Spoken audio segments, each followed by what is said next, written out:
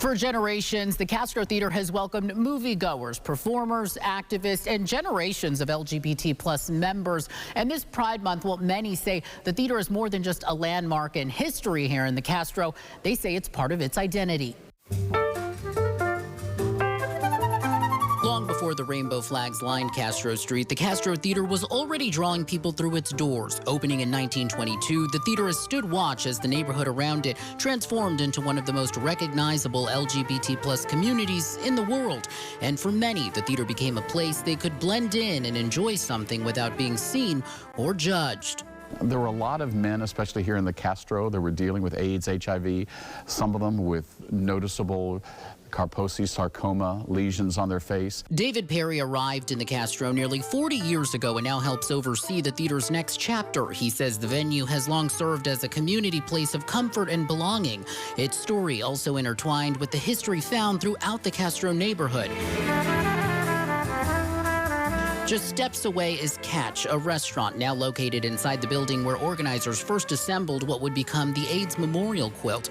A reminder of the neighborhood's enduring role in the LGBT plus history and a talking point to teach the next generations. Every time when a new customers come into the restaurant, we try to get them involved with our culture. So which is like, what is the reason why this building is on town? What is this building is part of the Castro community? Supporters say preserving the Castro Theater is about more than just saving a historic building. It's about maintaining a symbol of the neighborhood that has long served as a place of acceptance, visibility, and belonging.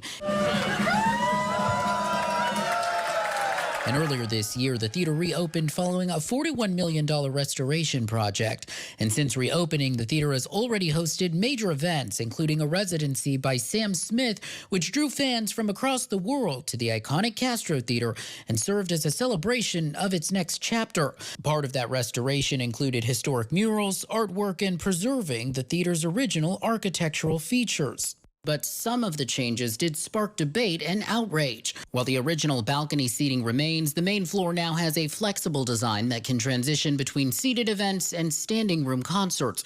Supporters say those upgrades will help keep the venue financially sustainable, with the goal of ensuring that the Castro Theater remains part of the neighborhood for the next generation. The bathrooms were all expanded, and in addition to the traditional film, we can do all sorts of digital movies as well. And, of course, you can't see it now, but before every film screening, just as it has for years and years, the organ rises up out of the pit, brand new organ, the world's largest theatrical organ in the world. And while the debate continues among some, nearby businesses say the theater's reopening and impact extends far beyond its walls. I think it means a lot because, you know, I've been meeting people coming for events from other part of the country, other states. So, of course, you know, it's having a very positive impact in the city and, of course, into the neighborhood. That connection is what helped keeps the Castro vibrant and seen as a neighborhood around the world for its history, activism, and pride. And many say the Castro Theater remains the center of it all, a symbol of where the Castro has been and where it's headed next. In San Francisco, Michael Thomas, KRON 4 News.